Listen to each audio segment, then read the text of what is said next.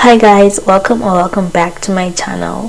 So today we are changing things a bit. I'm going to be talking about first year tips, university tips, things that are going to carry you throughout university, things that are going to keep you grounded, because girl or boy, you need to be grounded. So before anything, I just want to thank God for everything. Literally thank God for my life. Thank God that I'm breathing today. Thank God. Just thank you, Lord. And yeah, so first thing first, is strong spiritually.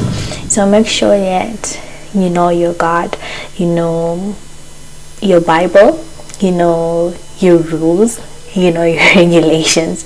Just make sure you are grounded by God first before you get into university, because university is such it's a breeding ground for the devil to work, and he works over time. And if you have God, well, God works 100 times more. So just make sure that you have God grounding you, you have God keeping you in check, you have God keeping you and boundaries that you set for yourself. So first thing first, have God, and anything will be easier. Everything will be easier, literally. And then I'm looking down because I wrote those things down. And then the second thing will be to do your schoolwork. You came to university to do schoolwork. Do your schoolwork. Get that degree by doing your schoolwork, because it's so easy to be distracted, it's so easy to fall out, it's so easy to repeat your courses, it's so easy to be rejected from your program, especially if you're doing medicine. I hear that after certain times of repeats, they'll tell you this is not yours, just leave it and look for another degree. So if you do not know how to do your schoolwork, then you're in trouble. So do your schoolwork, do school, and know where you're coming from, because a lot of people are coming to university just because first of all, someone is coming to university so that they can take over their family business. Someone is coming to the university to break general cases. You're literally the first one to make it to university, and you have your family to take care of. There's a lot of people looking out for you. There are a lot of people who sacrificed a lot for you to come to the school.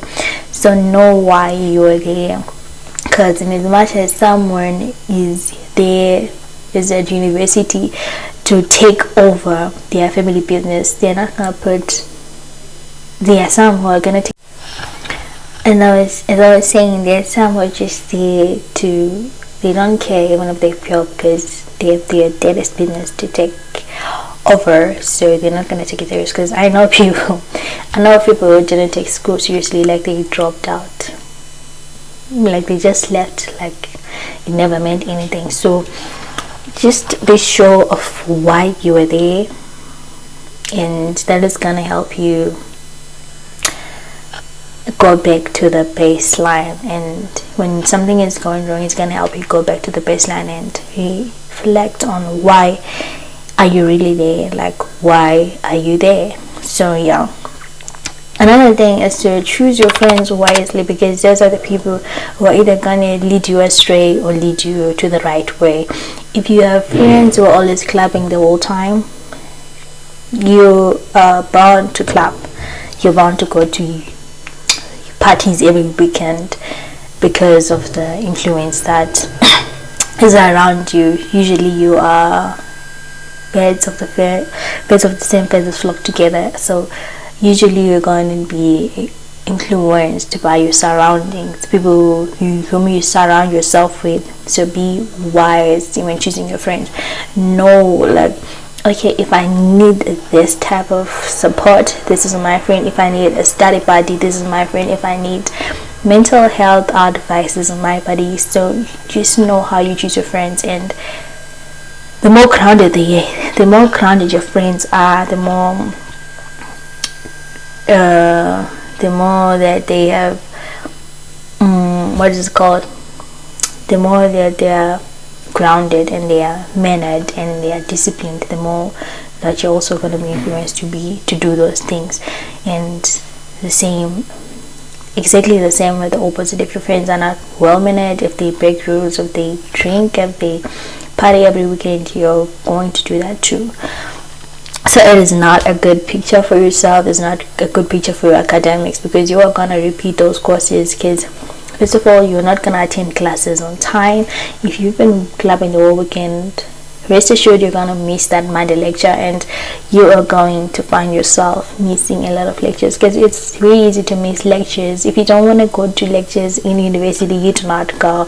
It's up to you. So as much as that is freedom, it comes with a strain, because when it's exam season, you now have to read, like reading from the first time a course with I don't know how many pages, but you're reading for the first time because you've never heard of that thing. And it's much easier for you to revise what you've been listening to during lectures, other than starting afresh on your own. And lecturers have a thing of giving out exam tips during like their studies. They're gonna because they're the ones who set your exams, so they're gonna teach you what they're gonna test you on. So if you're not in the lecture, you're obviously gonna go and read the course material, which wasn't even covered. Some of the things are just given out and they're never even covered. Some of the topics are skipped because it's like, just go and read this, but it's not gonna be there in the exam. And your dumb self, because you chose to skip a lecture, you're gonna try and read that and it's not even there, and then you're gonna cry at the end of the day. You're gonna repeat that course. So just go for your lectures every day. If you can, just go for your lectures every day. It's gonna help you a lot. I attend most of my lectures and I'm very happy. And then another thing is just have a community of friends, have a community in your class, have people that you know that you can study with. Just know people, just know everyone, it's good. Because I personally had a language barrier when I started university, and the best way I could conquer that was to be involved. So when they were choosing class representatives, I volunteered to be a class representative, which is you would think it's dumb, but it wasn't dumb, because then I had to communicate with people all the time.